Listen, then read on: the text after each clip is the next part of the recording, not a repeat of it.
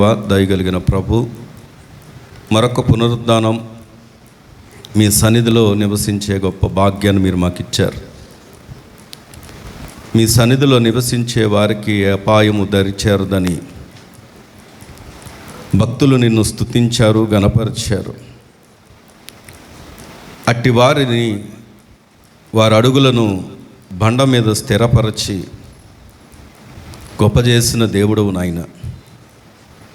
ఈ దినం నాయన అటు స్థిరమైనటువంటి ఆశీర్వాదంలో మేము ఉండాలని మరొక పునరుద్ధానం ఇచ్చి ఇంతవరకు మా స్తుతులను మా ఆరాధనను అంగీకరించిన దేవుడుగా మీకే కృతజ్ఞతలు, స్తోత్రాలు. వాక్యమై ఉన్న దేవుడుగా మాతో మీరు మాట్లాడండి. మనుషుల యొక్క మాట ఎవరిని బలపరచలేదు, కానీ మీ దాసును మీరు మరుగుపరిచి మీ జీవవాక్కును దయచేసి నన్ను మమ్ము మీరు బలపరచమని ప్రార్థన చేస్తూ, ఈ మాట వింటున్న ప్రతి ఒక్కరికి కూడా ఆశీర్వాదాన్ని మీరు అనుగ్రహించమని, రక్షణను అనుగ్రహించమని, మీ రాజ్య వారసత్వంలో నిలబెట్టమని, నిన్ను స్తుతించే ప్రజలుగా, నిన్ను ఆరాధించే గొప్ప ధన్యతలో నిలిచిన వారుగా యుగయుగములు నిలిచే ఆ గొప్ప ధన్యత దయచేయమని, అలాగే నాయన బలహీనులు ఉన్న వారికి స్వస్థతనిమ్మని సమస్త మహిమ మీకు ఆరోపిస్తూ యేసుక్రీస్తు వారి యొక్క శ్రేష్టమైన నామంలో ప్రార్థించి వేడుకుంటున్నాం మా పరమ తండ్రి, ఆమేన్. దేవుని యొక్క పరిశుద్ధ గ్రంథము నుండి ఆదికాండము 50వ అధ్యాయం, ఆదికాండము 50వ అధ్యాయము 22వ వచనం నుండి 26వ వచనం వరకు చదువుకుందాం. యోసేపు అతని తండ్రి కుటుంబపు వారును ఐగుప్తులో నివసించిరి. యోసేపు 110 సంవత్సరములు బ్రతికెను. యోసేపు ఎఫ్రాయిము యొక్క 3వ తరం పిల్లలను చూచెను. మరియు మనష్షే కుమారుడైన మాకీరునకు కుమారులు పుట్టి యోసేపు ఒడిలో ఉంచబడిరి. యోసేపు తన సహోదరులను చూచి, నేను చనిపోవచ్చున్నాను, దేవుడు నిశ్చయముగా మిమ్మును చూడవచ్చి ఈ దేశములో నుండి తాను అబ్రహాము, ఇస్సాకు, యాకోబులతో ప్రమాణము చేసి ఇచ్చిన దేశమునకు మిమ్మును తీసుకొని పోవునని చెప్పెను. మరియు యోసేపు, దేవుడు నిశ్చయముగా మిమ్మును చూడవచ్చును, అప్పుడు మీరు నా ఎముకలను ఇక్కడ నుండి తీసుకొని పోవాలని చెప్పి ఇశ్రాయేలు కుమారుల చేత ప్రమాణము చేయించుకొనెను.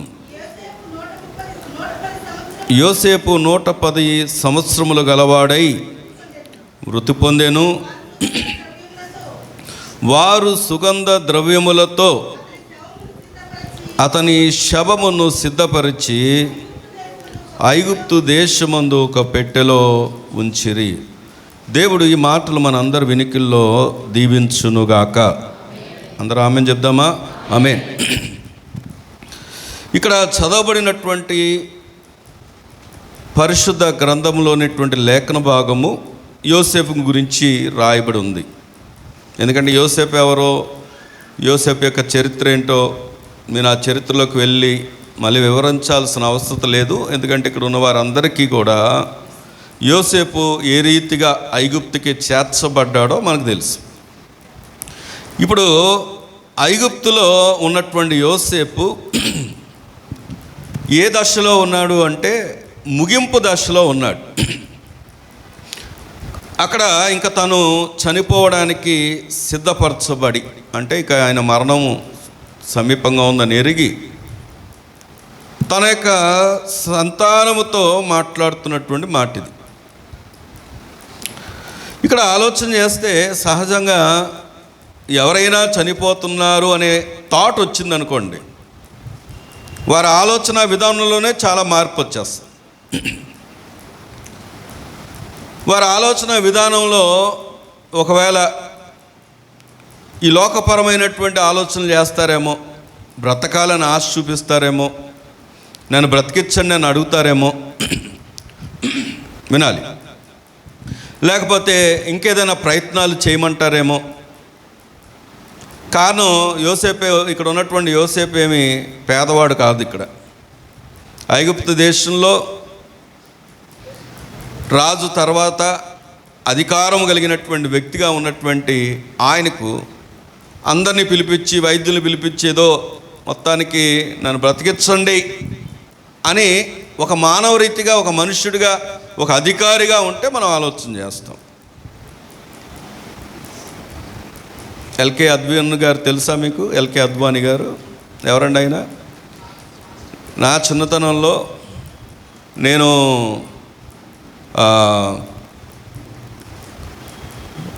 జనవరి 1కి ఇంటి ముందు హ్యాపీ న్యూ ఇయర్ ముగ్గు వేస్తున్నా, నేనే వేస్తున్నాను. ఈలోపు కాకి నిక్కర్లు వేసుకొని వచ్చారు నా దగ్గరికి. వస్తే వచ్చి నిలబడ్డారు. లోపల ఓన్లీ వైట్ బనీను, పెద్ద బెల్టు, కాకి నిక్కర్లు. వచ్చి ఏమన్నారంటే, బాబు కర్రసాం నేర్చుకుంటావా అన్నారు. అవునండి, కర్రసాం నేర్పిస్తారా అంటే, అవును కర్రసాం నేర్పిస్తాం, వస్తావా అన్నారు. ఇంకేముంది మనకి ఆ టైంలో ఏదో ఒకటి నేర్చుకోవాలి. అప్పట్లో మా నాన్నగారు ఉన్నప్పుడు కరాటేలో కూడా చేర్పించారు నన్ను.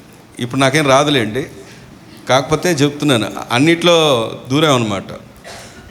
ఇక కరసామానంగానే వెళ్ళిన తర్వాత అక్కడ అందరినీ లైన్గా నిల్చోబెట్టి కర్రలు ఇచ్చి ట్రైనింగ్ చేపిస్తున్నారు.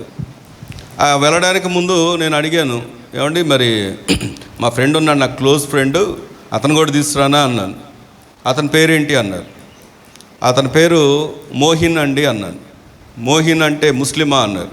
అవునంటే వద్దొద్దొద్దొద్దు, మనం పోరాడేది ఎవరి కోసం, వ్యతిరేకంగా అని చెప్పారు. అక్కడికి వెళ్ళిన తర్వాత నాకు తెలిసిన విషయం ఏంటంటే, అప్పుడే వినడం, నేను వెళ్ళింది ఏంటంటే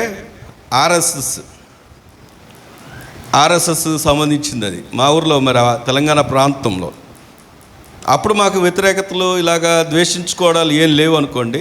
ఏదో నేర్చుకోవాలని ఉత్సాహంతో వెళ్ళడమే జరిగింది. అయితే ఈ విషయాన్ని ఎందుకు చెప్తున్నంటే, ఆ రోజుల్లో అత్యంత పవర్ఫుల్ నాయకుల్లో బీజేపీ తరఫున ఎవరు ఉండేవారంటే ఎల్కే అద్వానీ అంటే గడగడలాడిపోయేవారు. ఇప్పుడు ఆయనకి 97 సంవత్సరాలు. ఇప్పుడు పేపర్లో ఒకసారి మామూలుగా యాప్లో న్యూస్లో చదివితే ఇప్పుడు ఆయన బలహీనంగా ఉండి ట్రీట్మెంట్ జరుగుతూ ఉంది. 97 సంవత్సరాలు. ఈ విషయాన్ని ఎందుకు చెప్తున్నానంటే, వాళ్ళు అంటే ఆ అధికారం, ఆ హోదా ఉన్నప్పుడు ఎలాంటి వైద్యమైనా చేసి బ్రతకాలి అనే ఆశ ఆ ఏజ్లో కూడా ఉంటుంది అని చెప్పడానికి ఒక ఉదాహరణ కోసం ఈ మాట చెప్తున్నాను. యోసేపు ఇక్కడ దేవుని నమ్మిన వారి యొక్క కాన్సెప్ట్ ఎలా ఉంటుంది, వారి మైండ్ సెట్ ఎలా ఉంటుంది, వారు ఆలోచించే విధానం ఎలా ఉంటుంది అని ఆలోచన చేసినప్పుడు ఇక్కడ అంటాడు, తన కుటుంబ వారిని పిలిచి ఏం చెప్తున్నాడంటే, అయ్యా నేను చనిపోవడానికి దినములు దగ్గరగా వచ్చేసాయి, నువ్వేం చేస్తావు అంటే, ఇదిగో నేను చనిపోయిన తర్వాత, బ్రతుకున్నప్పుడు సంగతి కాదు ఆయన చెప్పేది, నేను చనిపోయిన తర్వాత. చూడండి 25వ వచనంలో ఏమంటాడు అంటే, మరియు యోసేపు దేవుడు నిశ్చయంగా మిమ్మల్ని చూడవచ్చును, అప్పుడు మీరు నా ఎముకలను ఇక్కడ నుండి తీసుకొని పోవాలని చెప్పి ఇశ్రాయేలు కుమారుల చేత ఏం చేసుకున్నాడంట, ప్రమాణం చేయించుకున్నాడంట. దేవుని స్తోత్రం చెప్దామా? హల్లెలూయా. ఇక్కడ గమనిస్తే ఆయన చెబుతున్నది ఏంటంటే, బాబు నాకేమీ చిహ్నాలు కట్టక్కర్లేదు, లేకపోతే విగ్రహాలు కట్టక్కర్లేదు, ఎందుకంటే ఇవన్నీ కట్టారనుకోండి పడేస్తారు. ఇది కాదు నాకు కావాల్సింది, నా ఎముకలు ఏదైతే ఉన్నాయో ఆ ఎముకలను మీరు, దేవుడు ఖచ్చితంగా మిమ్మల్ని జ్ఞాపకం చేసుకుంటాడు, మిమ్మల్ని జ్ఞాపకం చేసుకొని మిమ్మల్ని ఆయన ఇస్తానన్నటువంటి వాగ్దాన దేశానికి తీసుకెళ్ళినప్పుడు నా ఎముకలను తీసుకెళ్ళి అక్కడ పాతి పెట్టండి అని చెప్పాడు. దేవుని స్తోత్రం కలుగును గాక. ఈరోజు ఈ మాట దగ్గరకు వచ్చి ఆలోచన చేస్తే మనం చూడబోతున్నటువంటి అంశం ఏమిటి అంటే యోసేపు ఎముకలు నేర్పే పాఠాలు. చెప్పండి, ఎవరు నేర్పుతున్నారు పాఠాలు? యోసేపు కాదు, యోసేపు ఎముకలు నేర్పిస్తున్నాయి. అదేంటండి, బైబిల్లో ఎముకలు కూడా పాఠాలు నేర్పిస్తాయి అంటే ప్రభు అన్నాడు, మీరు నన్ను స్తుతించకపోతే రాళ్ళు కూడా స్తుతిస్తాయి. అందుకే అమ్మ స్వరాలు ఎత్తండి, పాట పాడండి, గణపరచండి, చప్పట్లు కొట్టండి అంటుంటే చాలామంది మధ్యలోంచి అలా వెళ్ళిపోద్ది, అంతే, దానికి ఏమవదు. అలాగ చప్పట్లు కొడుతూ ఉంటాం, అలాగా నిరాశగా ఉంటాం. కానీ దేవుని సన్నిధిలో దేవుడు మనతో మాట్లాడుతున్న మాట ఏంటంటే, ఒకవేళ నువ్వు స్తుతించకపోతే దేవుడు ఇంకొకరిని వినియోగిస్తాడు. కానీ ఆ స్థానం నువ్వు కోల్పోకుండా ఎల్లప్పుడూ కూడా ఆయన స్తుతించే గొప్ప ధన్యతను మనము కలిగి ఉండాలి. ఒకవేళ మనం స్తుతించకపోతే ఆఖరికి రాళ్ళైనా దేవుని ఏం చేస్తాయి చెప్పండి? స్తుతిస్తాయి. దేవుని స్తోత్రం కలుగును గాక. కాబట్టి ఇక్కడ గమనిస్తే యోసేపు ఎముకలు నేర్పిస్తున్నటువంటి పాఠాలు ఏంటో కొన్ని విషయాలు మనం చూద్దాం. చూడండి, రండి. హెబ్రీలకు రాసినటువంటి పత్రిక 11వ అధ్యాయం 4వ వచనాన్ని కనుక మనం చదువుకున్నట్లయితే, హెబ్రీలకు రాసినటువంటి పత్రిక 11వ అధ్యాయం 4వ వచనం, విశ్వాసమును బట్టి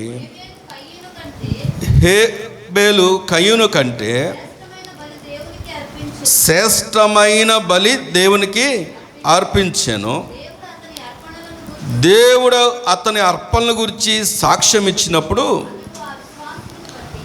అతడు ఆ విశ్వాసమును బట్టి నీతిమంతుడని సాక్ష్యము పొందాను. ఇక్కడ ఎవరి గురించి రాయబడింది ఈ మాట అంటే హేబేలు గురించి రాయబడింది. హేబేలు గురించి మొట్టమొదటిగా చదివించడానికి గల కారణం ఏంటంటే, అమ్మ వినండి,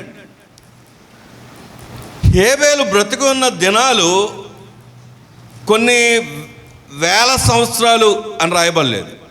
రాయబడిందా?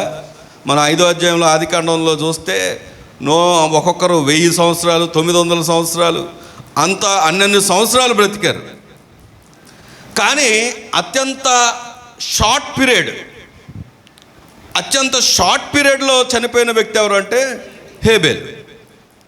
కానీ అంత షార్ట్ పీరియడ్లో చనిపోయిన వ్యక్తి కూడా విశ్వాసాన్ని బట్టి ఎవరికంటే ముందు వచ్చేసాడంటే అబ్రహాము విశ్వాసులకు తండ్రి అంటాం మనం.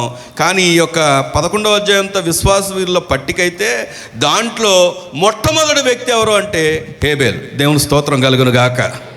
ఈరోజు ఈ మాట ఎందుకు నీకు నాకు ప్రోత్సాహాన్ని, ధైర్యాన్ని తీసుకురావాలంటే, నువ్వు ఈ భూమి మీద దేవుడు నిన్ను జ్ఞాపకం చేసుకునేది ఎన్ని సంవత్సరాలు బ్రతికావన్నది కాదు.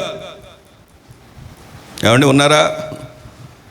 నువ్వు ఒకవేళ చాలా, ఎందుకంటే మనం ఇప్పుడు కూడా వింటూ ఉంటాం, ప్రపంచం మొత్తంలో అత్యధిక బ్రతికిన వ్యక్తులు ఉన్నారు, ఇప్పుడు బ్రతికే వాళ్ళు కూడా ఉన్నారు. ఆ ఎన్ని సంవత్సరాలు బ్రతికామన్నది దేవుడు క్యాలిక్యులేట్ చేయడు. కానీ ఎంతగా దేవుని కొరకు బ్రతికాం, ఎంతగా దేవునికి నమ్మకంగా ఉన్నాం, ఎంతగా దేవుని యందు విశ్వాసం ఉంచాం అన్న దాన్నే దేవుడు ఏం చేస్తాడంటే ప్రాధాన్యతనిస్తాడు. దేవుని స్తోత్రం కలుగును గాక. హేబేల్ చేసిందంత ఏంటి చెప్పండి? ఆయన చేసిందంత ఏంటి? ఎంత భక్తి చేశాడు? రోజు ప్రార్థన చేశాడు, మధ్యాహ్నం ప్రార్థన చేశాడు, సాయంత్రం ప్రార్థన చేశాడు, ఉపవాస ప్రార్థనలు పెట్టుకున్నాడు. ఏమండి, మీటింగ్స్కి వెళ్ళాడు, దేవుడితో ముఖాముఖిగా మాట్లాడుతూ ఉన్నాడు. అలా రాయబడి ఉందా? లేదు. ఏమనుంది? దేవునికి ఇష్టమైన బలి అర్పణ చేశాడు ఆయన. దేవుని స్తోత్రం కలుగును గాక. ఆయన చేసింది విశ్వాసమును బట్టి.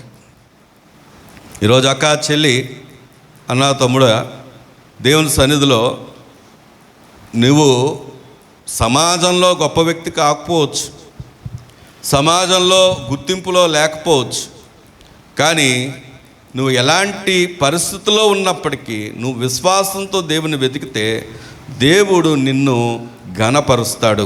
ఆమేన్. ఈరోజు ఆయన నిన్ను ఘనపరిచేవాడు. నువ్వు అనుకున్నది జరగకపోతే ఒక వారం ముఖం చాటేస్తావు. ఏమండి, ఒక వారానికే ముఖం చాటేస్తావు. ఇంతవరకు దేవుని గురించి చెప్పిందంతా శూన్యం. ఏదో అనుకున్నాం, ఒక డేట్ ఫిక్స్ చేసుకున్నాం, ఆ డేట్ అవ్వలేదు. ఏదో అనుకున్నాం, పొందుకోవాలనుకున్నాం, జరగలేదు. వెంటనే విశ్వాసాన్ని విడిచిపెడతాం. విశ్వాసం అంటే అది కాదు. విశ్వాసం అంటే ఏంటి? 11వ అధ్యాయం 1వ వచనంలో ఉంటుంది, విశ్వాసం అనున్నది నిరీక్షింపబడు వాటి యొక్క నిజస్వరూపం, అదృశ్యమైనవి ఉన్నమనుటకు రుజువునై ఉన్నది. దేవుని స్తోత్రం చెల్లిద్దామా? మనం అది ఉంది అని నమ్మాలి, అది జరుగుతుంది అని నమ్మాలి, దాని కొరకు నిరీక్షించాలి. ఈరోజు ప్రభు ఎందుకు ఈ మాట మనతో మాట్లాడుతున్నాడంటే, హేబేలు లైఫ్ స్పాన్ చాలా తక్కువ, కానీ హేబేలు దేవుడు గణపరచబడినటువంటి వ్యక్తిలో, దేవుడే గణపరిచినటువంటి వ్యక్తుల్లో మొట్టమొదటి వ్యక్తిగా ఉన్నాడు. సరే, మనం ఇందాక చదువుకున్నటువంటి కాంటెక్స్ట్లోకి వెళ్తే మనం ఎవరి గురించి చూస్తున్నాం? యోసేపు గురించి చూస్తున్నాం. 22వ వచనం చదువుకుందాం, చూడండి. అక్కడే 22వ వచనం, యోసేపు తన 11:22 యోసేపు తనకు అవసాన కాలము సమీపించిన, ఫిబ్రవరికి రాసిన పత్రికలోనే ఉన్నాం మనం. తనకు అవసాన కాలము సమీపించినప్పుడు, అంటే చివరి దినాలు సమీపించినప్పుడు, విశ్వాసమును బట్టి ఇశ్రాయేలు కుమారుల నిర్గమమును గూర్చి ప్రశంసించి తన శల్యమును గూర్చి వారికి ఏం చేశాడంటే ఆజ్ఞాపించాడు. దేవుని స్తోత్రం చెప్దామా? శల్యము అనగా తన యొక్క శరీరము, తన యొక్క ఎముకల గురించి. సహజంగా ఈ దినాన మనం ఏం మాట్లాడుకున్నా కానీ ఈ లోకపరమైన వాటి కొరకే చూస్తాం. కానీ ఆయన అంటాడు, ఆయన విశ్వాసం చూడండి, విశ్వాస వీరుల పట్టికలో ఏ క్షణంలో కనబడుతున్నాడంటే, మనం ఎప్పుడు మాట్లాడుకున్న యోసేపు గురించి ఏం మాట్లాడుకుంటాం? ఆయన అంత నమ్మకంగా ఉన్నాడు, యథార్థంగా ఉన్నాడు, పాపం చేయలేదు, పాపం నుండి దూరం పారిపోయాడు, తన పరిశుద్ధతను కాపాడుకున్నాడు అని మరి అన్ని విషయాలు మాట్లాడుకుంటాం. అవన్నీ వాస్తవాలే. కానీ ఆఖరికి తన ఎముకలను కూడా ఎక్కడ ఉంచాలనుకున్నాడంటే వాగ్దాన దేశంలో. దేవుని స్తోత్రం కలుగును గాక. అన్యమైనటువంటి వాటిలో ఉండడానికి ఇష్టపడలేదు, అన్య సంబంధమైనటువంటి ప్రాంతంలో ఉండడానికి ఇష్టపడలేదు, ప్రత్యేకించబడిన వ్యక్తిగా ఉండాలనుకున్నాడు. ఒక దినము దేవుని వాగ్దాన ప్రకారము ఆయన వచ్చినప్పుడు జ్ఞాపకం చేసుకుంటాడని నమ్మకంతో ఉన్నాడు. అందుకే దేవుడు ఆయనకి ఏమిచ్చాడంటే ఘనతనిచ్చాడు. దేవుని స్తోత్రం కలుగును గాక. కాబట్టి ఈ దినం మరి ఆయన ఎముకలు నాకు నేర్పిస్తున్నటువంటి మొట్టమొదటి సత్యం ఏంటంటే, ఆయనకి ఏముంది అంటే విశ్వాసం. మీ పక్కన వాళ్ళు చెప్పండి అన్నమాట. ఏమని చెప్పండి? ఏమని చెప్పండి?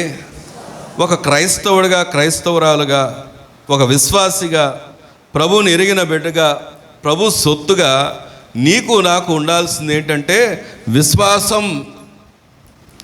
మీరు అనొచ్చు, ఏంటండి ఎక్కడుందండి విశ్వాసం అంటే, చూడండి దేని మీద ఆయన విశ్వాసం ఉందో దేవుని వాక్యాన్ని చూద్దాం. ఆయన దేని మీద ఆయన విశ్వాసాన్ని ఉంచాడు అని ఆలోచన చేస్తే, అదే ఆదికాండం దగ్గరికి మనం వచ్చి ఆలోచన చేసినట్లయితే 48వ అధ్యాయం, ఆదికాండం 48వ అధ్యాయం 21వ వచనాన్ని కనుక మనం చదివితే, మరియు ఇశ్రాయేలు, ఇదిగో నేను చనిపోవచ్చున్నాను, అయినను దేవుడు మీకు తోడై ఉండి మీ పితరుల దేశమునకు మిమ్మల్ని మరలా తీసుకొని పోవును.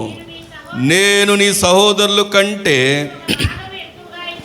నేను ఒక భాగం ఎక్కువగా ఇచ్చి తిని, అది నా కత్తితోనూ నా వింటితోనూ. ఎవరు చెప్పారు ఈ మాట? ఎవరితో చెప్తున్నారు ఈ మాట? ఎవరితో చెప్తున్నారు చెప్పండి? ఎవరు చనిపోతుంటే చెప్తున్నారు?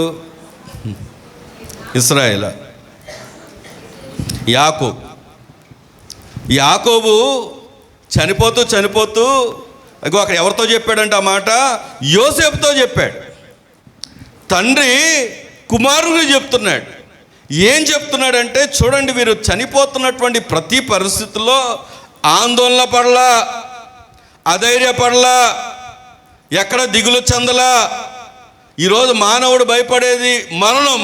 కానీ వీరు మరణాన్ని ఎలా ఫేస్ చేస్తున్నారంటే వీరు విశ్వాసమును బట్టి, దేవునిచ్చిన మాటను బట్టి, దేవుడిచ్చినటువంటి వాగ్దానాన్ని బట్టి మరణాన్ని అసలు లెక్కే చేయలేదు.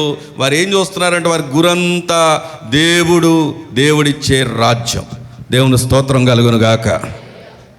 ఈరోజు మనం మరణం అంటే భయం ఏమండి?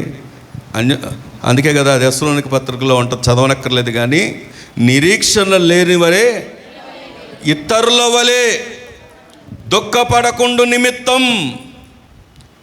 ఆయన అన్నాడు, నిరీక్షణ ఎవరికి లేదంటే ఈ లోకంలో ప్రభువుని ఎరగని వారికి, ఇతరులకు, అన్యులకు నిరీక్షణ లేదు.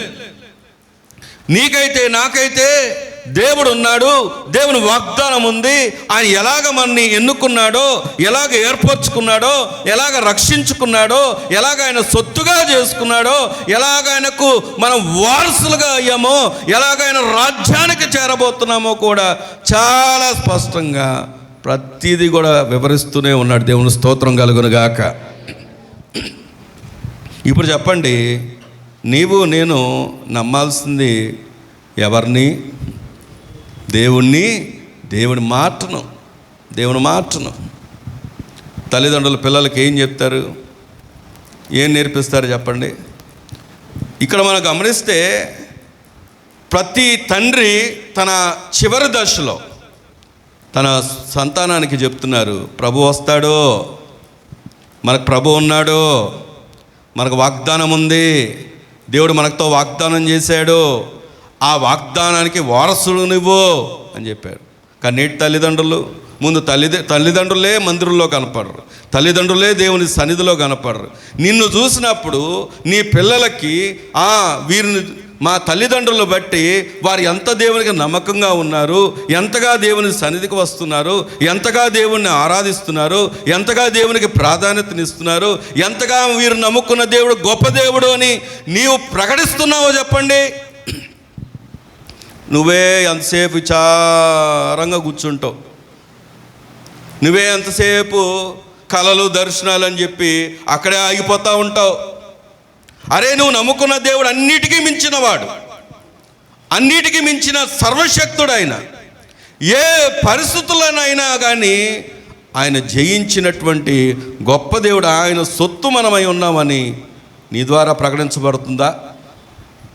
ఈరోజు ప్రభు ఎందుకు మనతో మాట్లాడుతున్నాడంటే, ఇక్కడ చూడండి, దేవుని వాక్యం దగ్గరకు వచ్చి ఆలోచన చేస్తే 40 అదే ఆదికాండము 46వ అధ్యాయము 3వ వచనాన్ని కనుక మనం చదువుకుంటే, ఆయన నేనే దేవుడను, 46:3, ఆయన నేనే దేవుడను, నీ తండ్రి దేవుడను, ఐగుప్తునకు వెళ్ళుటకు భయపడకము, అక్కడ నిన్ను గొప్ప జనముగా చేసి. దేవుని స్తోత్రం చెప్దామా? యోసేపు తండ్రి యాకోబు ఐగుప్తులోకి వెళ్ళడానికి భయపడుతున్నాడు. ఎందుకంటే ఐగుప్త అమ్మో. అప్పుడు ప్రభు అన్నాడు, భయపడకు, నేను నీ దేవుడను. నేను ఏ దేవుడను? నీ తండ్రి దేవుడా. నీకు వాగ్దానం పుత్రులు మీరు, నేను వాగ్దానాన్ని ఇచ్చాను. నువ్వు ఏ స్థలములోకి వెళ్ళినా నేను నీకు తోడై ఉన్నానని చెప్పి అక్కడ మళ్ళీ వెంటనే అంటాడు చూడండి, 4వ వచనం, నేను ఐగుప్తునకు నీతో కూడా వచ్చేదను, అంతేకాదు నేను నిశ్చయముగా నిన్ను తిరిగి తీసుకొని వచ్చేదను. యోసేపు నీ కన్నుల మీద తన చెయ్యి, దేవుని స్తోత్రం చెప్దామా, తీసుకెళ్ళేది ఆయనే, తీసుకొచ్చేది ఆయనే. విశ్వాసానికి కర్త ఆయనే, దాన్ని కొనసాగించువాడు ఆయనే, దాన్ని ముగించేవాడు కూడా ఎవరు చెప్పండి? ఆయనే. మరి నీదేంటి? అందుకే ఐహిక విచారాలు వద్దనేది, అందుకే చింతలు పడొద్దనేది, అందుకే కృంగిపోవద్దనేది. ఎందుకంటే నీ చేతుల్లో ఏమైనా ఉంటే, నీ వల్ల ఏదైనా సాధ్యమవుతే, నేనేదైనా చేయగలను అనుకుంటే నువ్వు చింతపడు. కానీ దేవుడు ఉన్నాడని, దేవుడు సర్వశక్తుడని, ఆయనకు సమస్తము సాధ్యమని, ఆయన వల్లనే సమస్త మనం చేయగలమని, ఆఖరికి విశ్వాసం అనేది కూడా ఒక వరమని, దాన్ని కొనసాగించేవాడు కూడా ఆయనేనని, ముగించేవాడు కూడా ఆయనేనని దేవుడు ఈరోజు మనతో మాట్లాడుతున్నాడు. దేవుని స్తోత్రం కలుగును గాక. ఈరోజు ప్రభు మనతో చెప్తున్నటువంటి మాట చూడండి. వారి యొక్క జీనియాలజీ మొత్తం మనం పైకి వెళ్తే వంశపారంపర్యంగా చూస్తే వారు నమ్మింది దేవుని వాగ్దానం. దేవుని మాట మాత్రమే నమ్మారు. వాళ్ళు దేవుని మాటను ఆధారం చేసుకున్నారు. కొత్త ప్రాంతాలకు వెళ్ళాలంటే మనకి ఎంత భయము, కొత్త ప్రదేశాల్లో ఉండాలంటే భయం, కొత్త వ్యక్తులంటే భయం, ఏమండి ప్రతిదానికి భయం. మరి ఐగుప్తు అంటే ఎంత భయపడాలి. కానీ ఆయన అంటాడు, తీసుకెళ్ళేది నేనే, అక్కడ నీకు తోడై ఉండేది నేనే, అంత మాత్రమే కాదు నిన్ను విడిపించి తీసుకొచ్చేది కూడా నేనే. దేవుని స్తోత్రం కలుగును గాక. కాబట్టి ఈ దినాన్న మన దేవుని వాక్యాన్ని చూస్తే రండి, దేవుడు మనతో మాట్లాడుతున్న మాట ఏంటో కూడా ఆలోచన చేస్తే ఫిలిప్పీలకు రాసినటువంటి పత్రిక ఈ మాట చదవడానికి ముందు యెహోషువ గ్రంథం ఒక మాట చదువుదాం. యెహోషువ గ్రంథం 24వ అధ్యాయం 32వ వచనాన్ని కనుక మనం చదివితే, యెహోషువ గ్రంథం 24వ అధ్యాయం 32వ వచనం, ఇశ్రాయేలీలు ఐగుప్తులో నుండి తెచ్చిన యోసేపు ఎముకలను షెకెములో అనగా యాకోబు 100 వరహాలకు షెకెము తండ్రి అయిన హామోరు కుమారుల యొద్ద కొనిన చేని భాగములో వారు పాతి పెట్టిరి. అవి యోసేపు పుత్రులకు ఎలా ఉంది చెప్పండి, ఒక స్వాస్యముగా ఉండేను. దేవుని స్తోత్రం చెప్దామా. ఇక్కడ వాక్యాన్ని మనం పరిశీలన చేస్తే ఆల్రెడీ యాకోబు సమాధి ఉంది. ఇప్పుడు యోసేపు సమాధి కూడా ఎక్కడ ఉంది? అదే ఎముకలను తీసుకొచ్చి ఎక్కడ పాతి పెట్టారంటే యాకోబు పక్కనే. దేవుని స్తోత్రం చెప్దామా. ఏం నమ్ముతున్నారు వీళ్ళు? దేవుని మాట, దేవుని వాగ్దానం. ఫిలిప్పీలకు రాసినటువంటి పత్రిక 3వ అధ్యాయం దేవుడు మనతో మాట్లాడుతున్న మాట ఏంటని పరిశీలన చేస్తే ఫిలిప్పీలకు రాసినటువంటి పత్రిక 3వ అధ్యాయం 20వ వచనాన్ని కనుక మనం చదువుకున్నట్లయితే, మన శ్వాసం ఎక్కడుంది చెప్పండి, అందరూ చెప్పాలి. మన శ్వాసం ఎక్కడుంది? మన స్వాస్యం, మన పౌరస్థితి ఎక్కడుంది అంటే పరలోకమందున్నది. అక్కడి నుండి ప్రభు అయిన యేసు క్రీస్తు అనే రక్షకుని నిమిత్తము కనిపెట్టుకొని ఉన్నామంట. దేవుని స్తోత్రం కలుగును గాక. ఒక వ్యక్తి తన ఫ్యామిలీతో ఆయన 2000 నిన్న కూడా ఇది సిద్ధపాటు కూడికలో పంచుకున్నాను నేను.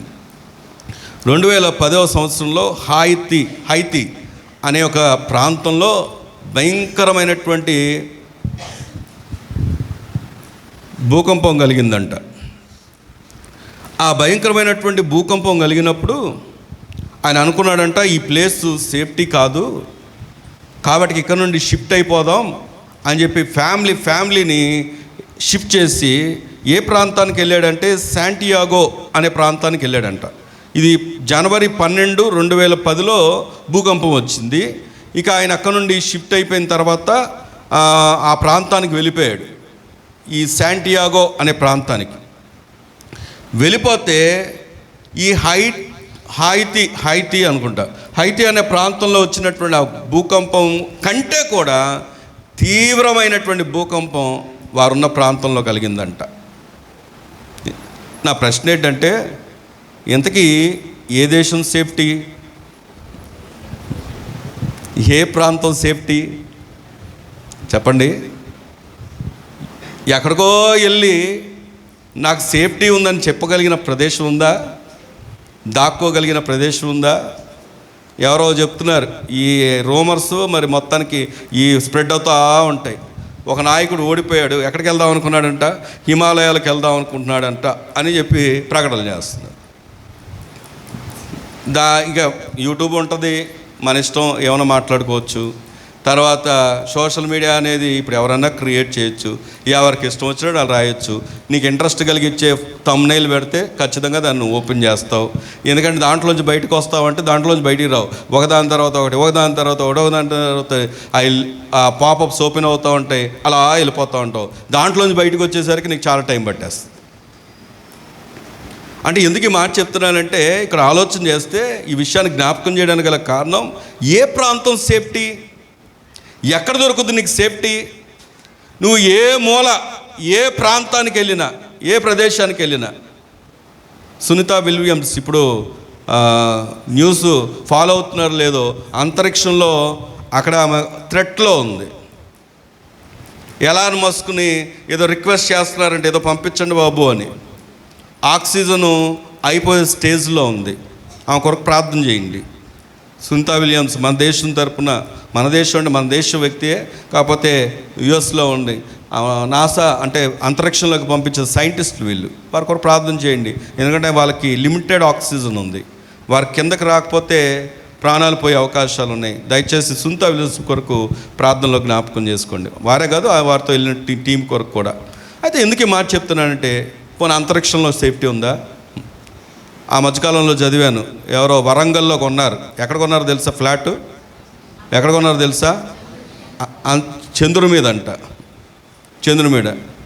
ఇక్కడ ఉన్న ఫ్లాటే ఎవరు కబ్జా చేస్తున్నారో తెలియట్లేదు. పోనీ అదేమన్నా ఉంది అంటే అది కబ్జా చేయరు అనుకోండి. అది ఉంది అనుకోండి, రోజు చందమామ రాబే జాబిల్లి రాబే అని పాటలు పాడేవారు. ఇప్పుడు అవన్నీ మర్చిపోయాం మనం, ఎందుకంటే ఫోన్ చేతిలో పెట్టేస్తున్నాం పిల్లలకి. అన్ని చందమామలు వాళ్ళే చూసుకుంటున్నారు దాంట్లో. అయితే విషయం ఏంటంటే, ఒకవేళ చెప్పాల్సి వస్తే మన ఫ్లాట్ ఉంది అని చెప్పాలి. అక్కడ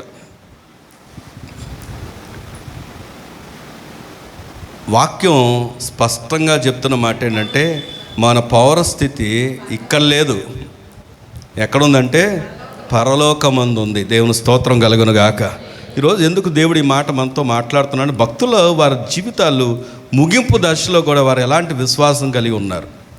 ఒక చిన్న పని జరగకపోతే వెంటనే కృంగిపోతావే, ఒక చిన్న నువ్వు అనుకున్నది సాధించకపోతే వెంటనే అవిశ్వాసిగా మారిపోతావే. నీ స్టేటస్ ముందు కూర్చున్న వాళ్ళు ఎక్కడికి వెళ్ళిపోతారంటే అరక్కి వెళ్ళిపోతారు. ఎందుకంటే వీరి జీవితంలో ఒక గుర్తింపు కానీ గురి కానీ లేని వ్యక్తులు వీళ్ళు. దేవుడు మనతో మాట్లాడుతున్నాడు. మనం అలాంటి వ్యక్తులుగా ఉండడం ప్రభువుకి ఇష్టం లేదు. ప్రభువుకి ఎవరు కావాలంటే, ఎబ్రీ పత్రికలోనే ఉంటుంది 11వ అధ్యాయం 6వ వచనంలో ఏమని ఉంటుందంటే, విశ్వాసము లేకుండా దేవునికి ఇష్టడై ఉండుట అసాధ్యం. దేవుడు చాలా స్పష్టంగా చెప్తున్నమాట. దేవుడు నిన్ను ఇష్టడుగా ఎంచాలంటే ఖచ్చితంగా నీకు ఉండాల్సిన లక్షణం విశ్వాసం. దేవుని వద్దకు వచ్చేవాడు ఆయన ఉన్నాడని, తన్ను వెతుకువారికి ఫలము దయచేవాడని నమ్మవలెను కదా. ఈరోజు దేవుని దగ్గరకు వస్తున్నావంటే ఆయన ఉన్నాడని నమ్మాలి, ఆయన నీకు ఫలము దయచేస్తాడని నమ్మాలి. ఎందుకంటే మనం నమ్ముకున్న దేవుడు నమ్మదగిన దేవుడు. దేవుని స్తోత్రం కలుగును గాక. మళ్ళీ మన వాక్యం దగ్గరకు వచ్చి ఆలోచన చేస్తే రండి, దేవుని వాక్యంలో వచ్చి ఇందాక చదువుకున్నటువంటి 50వ అధ్యాయంలో కనుక మనం వెళ్తే, 50వ అధ్యాయం ఆదికాండం 50వ అధ్యాయం 25వ వచనం దగ్గరకు వచ్చి ఆలోచన చేస్తే, మరి యోసేపు దేవుడు నిశ్చయంగా మమ్మను చూడవచ్చును, అప్పుడు మీరు నా ఎముకలను ఇక్కడ నుండి తీసుకొని పోవాలని చెప్పి ఇశ్రాయేలీయుల కుమారుల చేత ఏం చేయించుకున్నాడు చెప్పండి? ఏం చేయించుకున్నాడు? ప్రమాణం. వీరు వాగ్దానాన్ని ఎంతగా నమ్ముతున్నాడంటే, తర్వాత మర్చిపోతారేమోనని, తర్వాత ఏమైనా వదిలిపెట్టేస్తారేమోనని, ఈయన చెప్పేది, ఈయన ఆలోచన చేసేది, లేకపోతే ఈయన అడుగుతున్నది, బ్రతిమలాడుతున్నది, ప్రమాణం చేయించుకున్నది తను బతుకున్నప్పుడు విషయం గురించి కాదు. చెప్పండి, లోకం ఏముంటుందండి? చనిపోయాక ఎవరు చూడొచ్చారండి, ఎవరు ఎక్కడికి వెళ్తారు ఎవరు తెలుసు, ఏమనొస్తలేవు ఏమంటారు చాలామంది, ఏమంటారు? తినుము తాగుము సుఖించు. ఎవరు చూడొచ్చారా? ఎంజాయ్ చేసే టైం రా ఇది. పేరెంట్స్ చెప్తా ఉంటే నువ్వు ఎప్పుడు ఇదే చెప్తావు, మమ్మీ ఎవరు చూసి వచ్చారు? ఎవరైనా వెళ్ళారా? పరలోకానికి వెళ్ళారా? ఎవరైనా నరకం వెళ్ళి చూసి వచ్చారా? ఎలా నమ్మమంటావు? ఎవరు చూసి వచ్చారు? దేవుడు చాలా స్పష్టంగా చూపించాడు, స్పష్టంగా మనతో మాట్లాడుతున్నాడు. ఇక్కడ గమనిస్తే ఆయన పడుతున్న ప్రయాస, ఆయన ప్రాకులాట, ఆయన అడుగుతున్నటువంటి విధానం బ్రతుకున్నప్పుడు విషయం గురించి కాదు. ప్రమాణం చేయించుకున్నాడు. ఎందుకంటే ఒకవేళ ఎక్కడైనా మీరు విడిచిపెడతారేమో అని అంటాడు. నిశ్చయంగా దేవుడు మిమ్మల్ని చూడవచ్చును. ఓ మాట అడుగుతున్నాను, ఈ వాక్యం నాకు నేర్పించే మరొక సత్యం ఏంటంటే, మొదటి ఇది ఆయన ఎముకలు మనకు నేర్పిస్తున్న మొదటి సత్యం ఏం చెప్పండి? విశ్వాస్. రెండవది ఏంటో ఇంకొక వచనం చదివితే మీకు అర్థమవుద్ది. రండి, పక్కనే ఉన్నటువంటి నిర్గమాకాండం 12వ అధ్యాయం 40 వచనాన్ని చదువుకుందాం. నిర్గమాకాండం 12. ఇశ్రాయేలీలు ఐగుప్తులో నివసించిన కాలాన్ని బాగా గుర్తుపెట్టుకుని, నేనైతే అండర్లైన్ చేసుకున్నాను. కాలం ఎంత చెప్పండి? అందరూ చెప్పాలి. ఎంత? 430 సంవత్సరాలు. అంటే 430 సంవత్సరములు. ఆ 430 సంవత్సరములు గడిచిన తరువాత జరిగినదేమనగా, ఆ దినమందే యెహోవా సేనలనియు ఐగుప్త దేశము నుండి బయలుదేరిపోయిన. గట్టిగా దేవుని స్తోత్రం చెప్దామా? ఇంకా గట్టిగా చెప్దామా? హల్లెలూయా. ఇక్కడ జరుగుతున్నటువంటి సంఘటన చూస్తే, వారు ఇశ్రాయేలు ప్రజలు ఐగుప్తులో నివసించిన కాలం ఎంత అంటే 430 సంవత్సరం. వాగ్దానం ఇచ్చి దేవుని మాట వచ్చి ఎన్ని సంవత్సరాలు కనిపెట్టుకోవాలి? ఇక్కడ మనం చూస్తే కాల పరిమితి ఎంత చెప్పండి? 400. ఒక వారం ఆగుతాం మనం? చెప్పండి. ఒక నెల ఆగుతామా? ఒకే విషయం ఒక సంవత్సరం నమ్మకంగా ఉంచగలమా? ఏమండి? ఒక్క ప్రయత్నానికే ఫెయిల్ అయిపోతే, ఒక ప్రయత్నానికే మనం నీరసిల్లిపోతే నీకు ఏం విశ్వాసం ఉంది? ఇక్కడ వారు 430 ఇయర్స్ మొదటి సంవత్సరం చెప్పుంటే, రెండవ సంవత్సరం చెప్పుంటే, ఇంకా ఒక తరం మారిపోతూ ఉంటే, ఇంకా ఏం చెప్తున్నావు మమ్మీ, ఇంకా ఏం చెప్తున్నావు డాడీ, ఎప్పుడు వస్తాడైనా, ఎప్పుడు విడిపిస్తాడైనా అని ఎన్ని మాటలు రావాలి చెప్పండి? ఎన్ని మాటలు రావాలి? ఎంత వాళ్ళు మర్చిపోవాలి? నీదాకా నా దాకా పోల్చుకొని చూస్తే మన విశ్వాసానికి వాళ్ళ విశ్వాసానికి ఎంత వ్యత్యాసమో. ఈరోజు ఎందుకు ఈ మాట దేవుడు మనతో మాట్లాడుతున్నాడంటే, విశ్వాసం, ఈ యొక్క ఎముకలు మనకు నేర్పిస్తున్నటువంటి సత్యం ఏంటంటే నిరీక్షణ. మీ పక్కన వాళ్ళు చెప్పండి ఆ మాట ఏంటంట? అంత మాత్రమే కాదు, ఇంకేంటంటే సహనం. చెప్పండి ఆ మాట ఏంటి? మనందరికీ తెలుసు, కీర్తనలో ఒక మాట ఉంది, యెహోవా కొరకు ఎలా కనిపెట్టుకోవాలి? ఏ కీర్తన చెప్పండి? అది 40వ కీర్తన. ఒకసారి ఆ మాట చదువుదామా? యెహోవా కొరకు నేను సహనముతో కనిపెట్టుకొంటిని, ఆయన నాకు, అందరు చెప్పండి, ఆయన నాకు చెవియొగ్గి నా మొర ఆలకించెను. దేవుని స్తోత్రం చెప్దామా? ఇప్పుడు చెప్పండి, సహనం లేకపోతే దేవుణ్ణి మొర ఆలకిస్తాడా? నీకు సహనం లేకపోతే, నీ ముందుకు ఒక పరీక్ష వచ్చినప్పుడు నువ్వు దాని ముందు నిలబడలేకపోతే దేవుణ్ణి మొరలు ఆలకిస్తాడు? అసలు నువ్వు విశ్వాసి అని, నీ విశ్వాసానికి ఆయన గౌరవం ఇవ్వాలంటే నీకు ఉండాల్సిన లక్షణం ఏంటో తెలుసా? సహనం. మన ఫోటోలు తిరగేస్తుంటే మా ఫొటోస్ పాతవి, మా పెద్ద అబ్బాయి జోయల్, అదే నైతు, వాళ్ళకి యూకేజీలో కూడా గ్రాడ్యుయేషన్ చేశారు. యూకేజీ గ్రాడ్యుయేషన్ చేసి ఫస్ట్ క్లాస్లో పంపించారు. అతనితోనే ఆపేశారు తర్వాత ఆ సిస్టమ్. మరి ఇప్పుడు ఉందో లేదో తెలియదు. గ్రాడ్యుయేషన్ చేసినప్పుడు సేమ్ మనకు గ్రాడ్యుయేషన్ చేసేప్పుడు ఎలాగ డ్రెస్ వేసి, మనకు మామూలుగా జనరల్ బ్లాక్ డ్రెస్ వేస్తారు, వీళ్ళకి బ్లూ డ్రెస్ వేసి చేశారు. ఆ ఫోటో కనపడింది. నాకు చాలా ఆశ్చర్యం అనిపించింది. ఎందుకంటే నాకు మొన్న జరిగినట్టుంది ఆ ఫంక్షన్, ఆ ప్రోగ్రాం. అప్పుడే ఇప్పుడు మా వాడు ఎక్కడికి వచ్చాడంటే 10th క్లాస్కి వచ్చాడు. 10th class. నాకు అంత ఓపిక లేదండి. యూకేజీ నుండి డైరెక్ట్ 10th రాపిస్తా అంటే రాయనిస్తారా? పోని మీకు బెనిఫిట్ ఇస్తున్నానండి, డైరెక్ట్ 10th రాసేయండి అంటే మనం ఒప్పుకుంటామా? ఎందుకని? ఏం కావాలి? స్టెప్స్ కావాలి. ఫస్ట్ క్లాస్ ఉండాలి, సెకండ్ క్లాస్ ఉండాలి, థర్డ్ క్లాస్ ఉండాలి. ఎందుకంటే క్లాస్ వైజ్ మెచ్యూరిటీ వస్తుంది. స్టడీ చదవడం కాదు, జ్ఞానం పెరుగుద్ది. అంత మాత్రమే కాదు, దాన్ని ఏదైనా ఫేస్ చేయగలుగుతారు. అంత మాత్రమే కాదు, వారికంటూ ఒక స్థితిలో స్టాండర్డ్గా నిలబడడానికి ఈ స్టడీ అనేది స్టెప్ బై స్టెప్పే రావాలి. దాని కొరకు మనకేం ఉండాలి అంటే సహనం. వెంటనే ఇన్స్టెంట్గా, ఇప్పుడు అంతా ఏమైపోయిందో తెలుసా?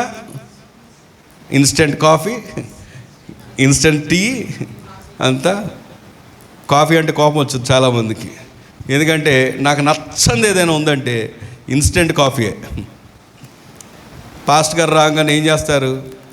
టక్కన ఒక పొట్లం చించుతారు. నేనే తప్పు పట్టట్లేదు, మీ ప్రేమ గొప్పది. కాకపోతే నాకు నచ్చని విషయం ముందుగా చెప్తున్నాను నేను. వెంటనే ఇప్పుడు ఏం దొరుకుద్ది అంటే ఒక పొట్లం దొరుకుద్ది. రూపాయి పొట్లం, ₹2 పొట్లం, ₹5 పొట్లం దొరుకుద్ది. వచ్చిన పాస్టర్ గారు వస్తే ₹5 పొట్లం చించాలి.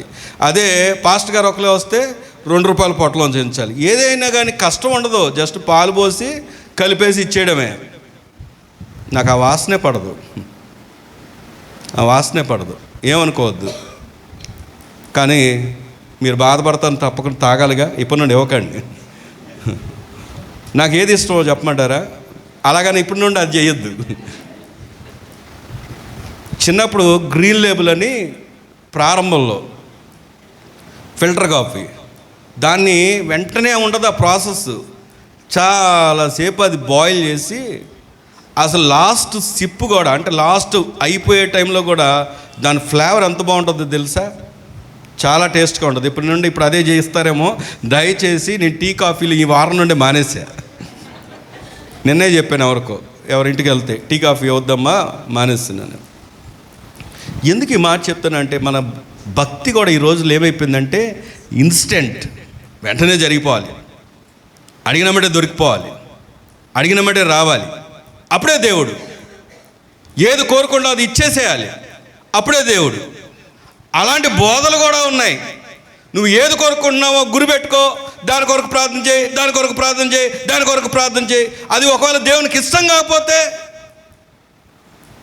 దేవుని చిత్తాన్ని కనిపెట్టుకోవాలి, దేవుడు ఉద్దేశాలు ఎరిగి ఉండాలి. ఎప్పుడు ఆయనకి ఎరిగి ఉంటామంటే, ఆయనకు సమీపం అవుతే, ఆయన వాక్యానికి దగ్గర అయిపోతే అప్పుడు ఏ భయాలు, ఏ ఆందోళనలు ఉండవు.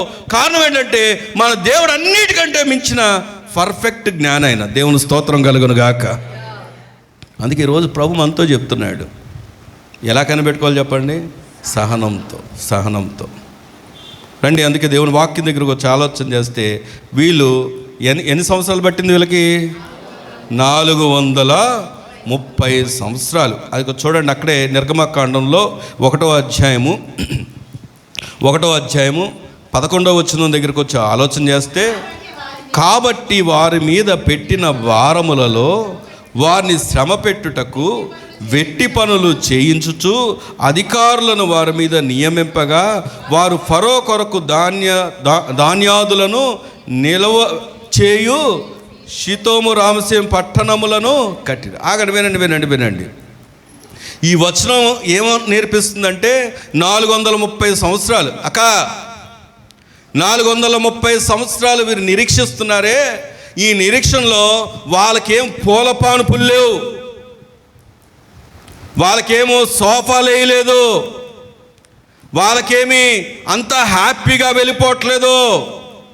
వాళ్ళకంట వెట్టి చాకిరి చేపిస్తున్నారంట, భారాలు ఉన్నాయంట. భారాలు ఉన్నప్పుడు, వెట్టి చాకిరి ఉన్నప్పుడు వారు ఎంతగానో బాధింపబడుతున్నప్పటికీ కూడా వారు ఖచ్చితంగా ఉంచాల్సింది ఏంటో తెలుసా? సహనము, నిరీక్షణ. దేవుని స్తోత్రం కలుగును గాక.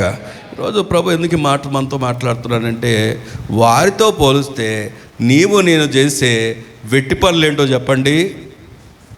వారి కష్టాలతో పోలిస్తే, వారికి ఉన్న శ్రమలతో పోలిస్తే నీ శ్రమకు నా శ్రమకున్న విలువ ఏంటి చెప్పండి? ఈరోజు మనం కావాలంటే ఉద్యోగానికి వెళ్తాం, లేకపోతే లేదు. కావాలంటే పనికి వెళ్తాం, లేకపోతే లేదు. కావాలంటే చదువుతాం, లేకపోతే లేదు. ఎక్కడికి వెళ్ళకుండా కూడా అప్పులు చేసుకొని బ్రతకగలిగిన వాళ్ళు ఉన్నారు. కానీ ఒక మాట చెప్పనా, వారికి ఆ స్వాతంత్రం లేదు. వారు బానిసలుగా ఉన్నారు, బాధింపబడుతూ ఉన్నారు, వెట్టి చాకిరి చేస్తున్నారు. అయినప్పటికీ ఏం నమ్మాలో తెలుసా? దేవుని వాగ్దానం కొరకు కనిపెట్టుకోవాలి. దేవుని స్తోత్రం కలుగును గాక. ఈరోజు వారితో పోలిస్తే నువ్వెంతగా నమ్మాలి, వారితో పోలిస్తే నువ్వెంతగా నిరీక్షించాలి, వారితో పోలిస్తే నువ్వెంతగా సహనంతో కనిపెట్టుకోవాలి. 41 కీర్తనలు ఇందాక చదువుకున్న మాటలను చూస్తే 2వ వచనం చదివితే ఏమని ఉంటుంది చెప్పండి అక్కడ?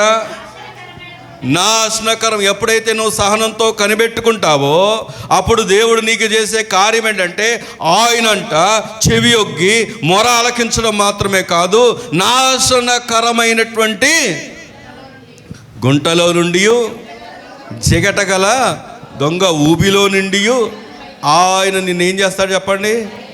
అందరూ చెప్పండి, నీ పక్కన వాళ్ళు చెప్పండి, దేవుడు నేను పైకి లేవనెత్తాడని. ఏ గుంట అది? ఏ ఊబి అది తెలుసా? ఊబి అంటే తెలుసా? ఊబి అనేది నువ్వు ఎంత ప్రయత్నం చేస్తే అంత లోపలికి వెళ్తావు. ఊబిలో అసలు చెప్పాలంటే కదలకుండా ఉండవే. ఒకవేళ నువ్వు ప్రయత్నం చేసావనుకో ఇంకా లోపలికి వెళ్తావు. అంటే నీ వలన కానిది, నీ యొక్క నిస్సహాయతలో కూడా దేవుడు నిన్ను ఏం చేయగలడంటే, ఆయనంట నీ ప్రార్థన వినడం మాత్రమే కాదు, నీ అడుగులను లేవనెత్తంట బండ మీద స్థిరపరుస్తాడంట. దేవుడు స్తోత్రం కలుగును గాక. అది దేవుని గొప్ప కార్యం. నీవు నేను చేయాల్సింది ఏంటో తెలుసా? సహనంతో కనిపెట్టుకోవాలి. హెబ్రీయులకు రాసినటువంటి పత్రిక 6వ అధ్యాయం, హెబ్రీయులకు రాసినటువంటి పత్రిక 6వ అధ్యాయం 12వ వచనాన్ని కనుక మనం చదివితే, మీరు చదవండి. మీరు బంధులు కాక విశ్వాసము చేతను ఓర్పు చేతను, చెప్పండి అందరు చెప్పండి, మీ పక్కన వాళ్ళు చెప్పండి, వాగ్దానాలు స్వతంత్రించుకోవాలి అని. ఏం స్వతంత్రించుకోవాలి మనం?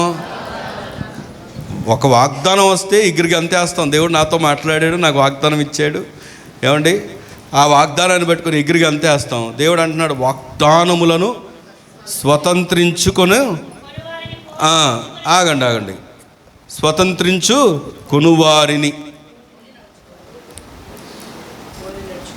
నీ వాగ్దానాన్ని స్వతంత్రించుకోవాలి అంటే ఖచ్చితంగా నీకేముండాలి? అక్కడ పైనే రాయబడి ఉంది, మీరు మందులు కాక విశ్వాసము చేత ఓర్పు చేత వాగ్దానాలు ఏం చేయాలి చెప్పండి?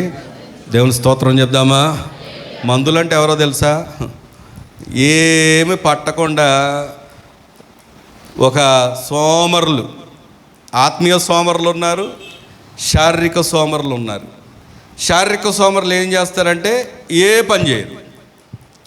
ఆత్మీయ సోమరులు అంటే ఎక్కడ కూడా వాళ్ళకి ఏ రెస్పాన్స్ ఉండదు. కానీ ప్రభు అంటున్నాడు, నీవు నేను అలా ఉండకూడదు. ఎలా ఉండాలి అంటే విశ్వాసముతోనూ ఓర్పుతోనూ దేవుడు మనకిచ్చినటువంటి వాగ్దానాలని స్వతంత్రించుకోవాలి. దేవుని స్తోత్రం కలుగును గాక. ఇంకా చాలా విషయాలు ఉన్నాయి, అవన్నీ చెప్పడానికి సమయం లేదు. చెప్పండి, ఎముకలు నేర్పే మొదటి పాఠం ఏంటి? విశ్వాసం. రెండోది నిరీక్షణ, సహనం. మూడవది రండి నిర్గమాకాండం 13వ అధ్యాయం. నిర్గమాకాండం 13వ అధ్యాయం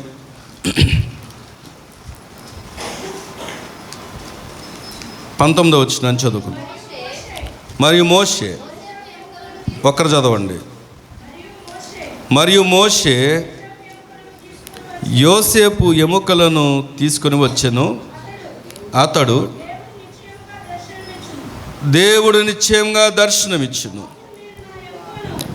అప్పుడు మీరు నా ఎముకలను ఇక్కడ నుండి తీసుకొని పోవాలని ఇశ్రాయేలీయుల చేత రుడిగా ప్రమాణము చేయించుకొని ఉండెను. వారు సుక్కోతు నుండి ప్రయాణమైపోయి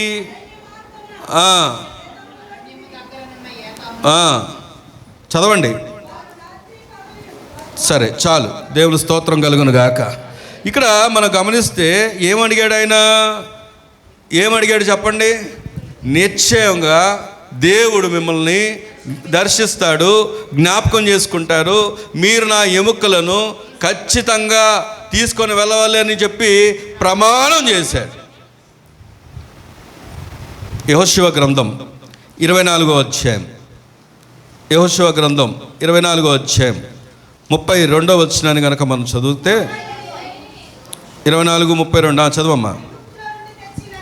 ఇశ్రాయేలీయులు ఐగుప్తులో నుండి తెచ్చిన, చాలు, గట్టిగా దేవుని స్తోత్రం చెప్దామా? ఇంకా గట్టిగా చెప్దామా? ఆయన ఏం చేశాడు చెప్పండి?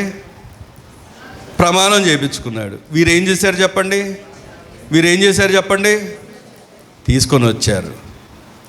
ఎముకలు నేర్పిస్తున్న మూడవ పాఠం ఏంటంటే, మనకు విధేయత ఉండాలి. మీ పక్కన వాళ్ళు చెప్పండి అన్నమాట. విశ్వాసం ఖచ్చితంగా ఏం కోరుకుంటుంది? విధేయత. విశ్వాసం ఖచ్చితంగా ఏం కోరుకుంటుంది అంటే విధేయత. వాక్యమంతా వింటావు, కానీ ఏముండదు తెలుసా? విధేయత ఉండదు.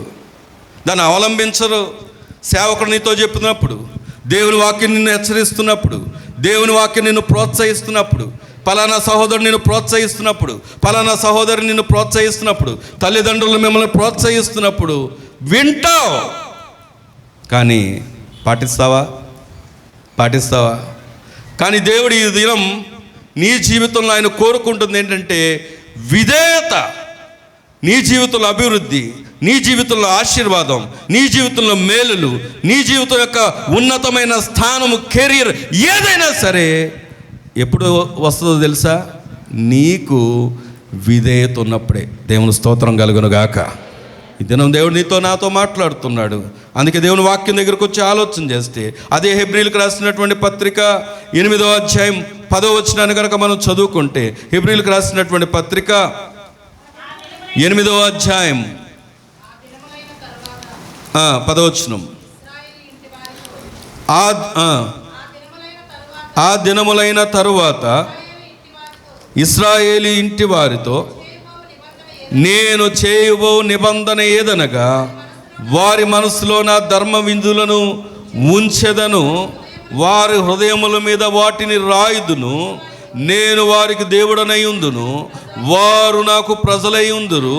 వారిలో ఎవడను ప్రభువును తెలుసుకొనడని తన పట్టణస్థునికైనను తన సహోదరునికైనను ఉపదేశము చేయుడు. వారిలో చిన్నలు మొదలుకొని పెద్దల వరకు అందరూ నన్ను తెలుసుకొందురు.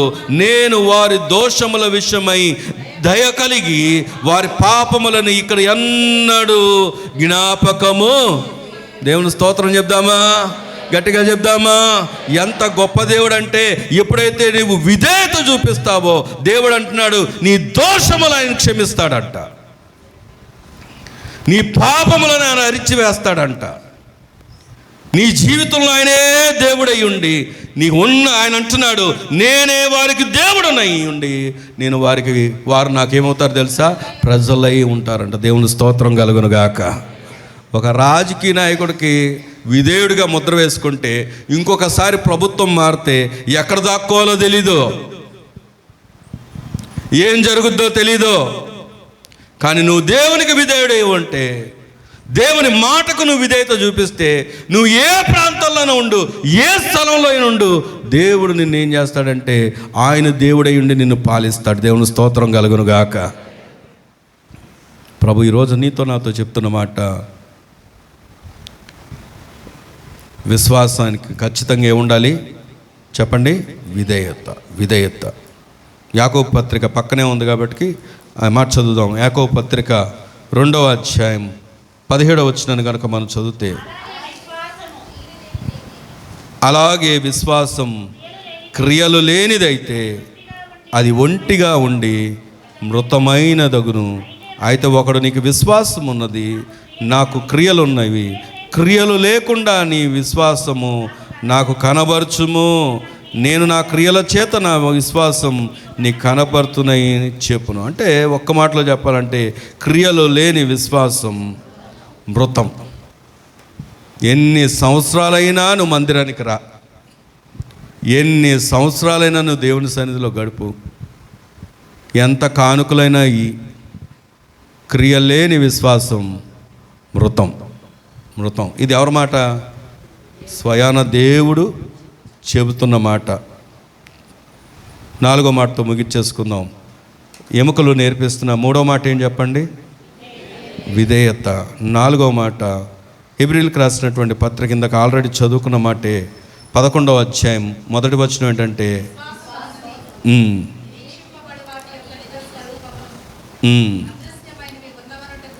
ఇది సిమిలర్గానే ఉంటుంది. 11వ అధ్యాయం మొదటి వచనం, నిరీక్షింపబడి వాటి యొక్క నిజస్వరూపం.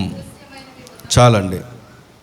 ఇందాక మనం రెండవ మాట ఏమనుకున్నామంటే సహనం, నిరీక్షణ. ఇది 4వ మాట కూడా ఏంటంటే నిరీక్షణే. దేవుని స్తోత్రం కలుగునుగాక. అందుకే దేవుని వాక్యం దగ్గరకు వచ్చి ఆలోచన చేస్తే ఈరోజు ప్రభు మనతో మాట్లాడుతున్న మాట చివరి మాటతో ముగించుకుందాం. యోహాను సువార్త 4వ అధ్యాయం 5వ వచనం చదువుకుందాం.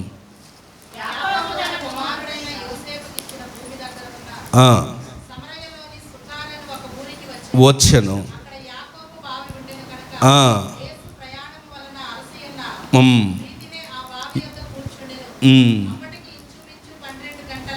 చాలు, అక్కడ కాన్సెప్ట్ మనకు తెలుసు. ఎవరొచ్చారు అంటే సమరయ స్త్రీ. సమాజం ఆమెను వెలివేసింది పాపాన్ని బట్టి. కానీ ఎక్కడైతే ఆమె వచ్చిందో అక్కడ ఆ ప్లేస్ మన ఆల్రెడీ పేర్లు కనబడ్డాయి. యోసేపుకి యాకోబు ఇచ్చినటువంటి స్వాస్యం. అక్కడికి వస్తేనే ఆమెకి ఏమొచ్చిందంటే రక్షణ వచ్చింది. అక్కడికి కనబడినటువంటి వ్యక్తి ఎవరో కాదు, ప్రభు. ఆ ప్రభు మాట్లాడినప్పుడు ఏమొచ్చిందంటే రక్షణ వచ్చింది. ఆమెకు మాత్రమే కాదు, ఆమెను బట్టి ఊరి వారందరికీ ఏమొచ్చిందో తెలుసా? రక్షణ వచ్చింది. దేవుని స్తోత్రం చెప్దామా? ఇప్పుడు చెప్పండి, నేను ముగిస్తూ ఈ మాట జ్ఞాపకం చేసుకుందాం. ప్రభు దగ్గరకు వచ్చిన నీకు ఏమని చెప్పండి? రక్షణ, రక్షణ, రక్షణ. ఇక్కడతోనే కాదు, మనకున్నది మన పౌరస్థితి ఎక్కడంటే పరలోకంలో యుగ యుగాలు సంతోషించే ఉన్నతమైన స్థలంలో దేవుడు నిన్ను నన్ను ఉంచబోతున్నాడు. ఆమేన్. ప్రార్థన చేసుకుందాం. ఇది మనలో మనం పరిశీలన చేసుకునే సమయం. మాట్లాడదాం దేవునితో. ఒకవేళ ప్రభు నీ ముందు నిలబడి నీ స్వరం వింటుంటే నిన్ను దాటి వెళ్ళిపోకూడదు. ఈ సమయంలో నీ స్వరం ఆయనకు వినబడాలి. నీ విశ్వాసం యొక్క పరిమాణం ఖచ్చితంగా ఉండాల్సిన మరొక లక్షణం సహనం. సహనంతో కనిపెట్టుకునేవారు బండ మీద స్థిరపరచబడతారని దేవుడు మనతో మాట్లాడు. విశ్వాసానికి ఖచ్చితంగా ఆయన గౌరవాన్ని ఇస్తాడు, ఆయన సన్మానిస్తాడు. విశ్వాసాలు పాలవుతున్నాం. శ్రమ కొరకు కాదు, మనం జయించడానికి మనని దేవుడు పిలిచాడు. నిరీక్షణ. ప్రభు వస్తాడు ఒక దినం. ప్రభుతో ఉండబోతున్నాం ఒక దినం. ఈ భూమి మీద నీకు అది లేదు ఇది లేదని బాధపడుతున్నావేమో, అక్కడ ఎప్పుడూ సంతోషమే. ఆ సంతోషకరమైన స్థలంలో నిన్ను ఉంచడానికి ప్రభు రాబోతున్నాడు. అదే ఇవ్వగలిగిన దేవుడు, తన ప్రియకుమారునే మన కొరకు ఇవ్వగలిగిన దేవుడు ఈ భూమి మీద ఉన్న నీ అక్కరలు తీర్చడా, నీ అవసరతలు తీర్చడా, నీ సమస్యలు తొలగించడా, నీకు ఆరోగ్యాలు ఇవ్వలేడా? ఇవ్వగలడు. కానీ మొదట ఆయన నీతిని, ఆయన రాజ్యాన్ని మనం వెతుకుతాం.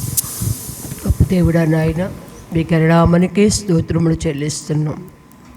మీ ప్రియదాసుని నిలవబెట్టి అద్భుతమైన సందేశాన్ని నీ పిల్లలమైన మా అందరితో మీరు మాట్లాడారు. నీ దాసునితో మాట్లాడారు, మీ దాసుల్లోని మాతో మాట్లాడారు.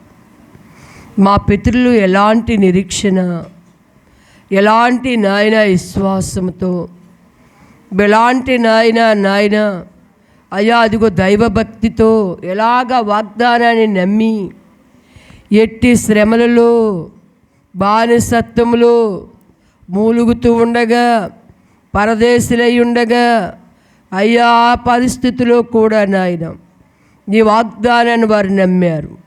నిశ్చయముగా నువ్వు వచ్చే దేవుడువని, వారిని ఉన్న స్థలంలో ఉంచే దేవుడువని నాయన తండ్రి, ఆ పాలు తేనెలు ప్రవహించే దేశము నీ పిల్లల కొరకను సిద్ధపరచావని, నీ పిల్లలు నాయన దిగో నా తండ్రి విశ్వాసం లేక, మాయన సరైన ప్రవక్తలు లేక, నిరీక్షణ లేక, విధేయత లేక ఎందరో బలహీనమై అయ్యా బానిసత్వములైనప్పటికీ కూడా మరలా వారిని విడిపించావు నాయన.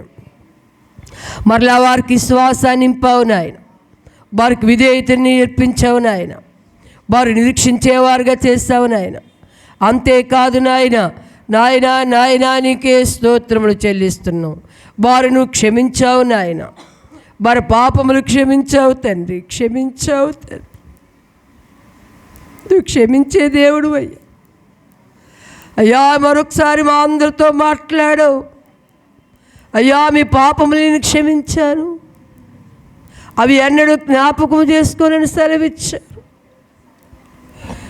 మృతము లేని శ్వాసం మీలో ఉండకుండా చూసుకోమన్నారు నాయన. తండ్రి నీకు వందనాలు.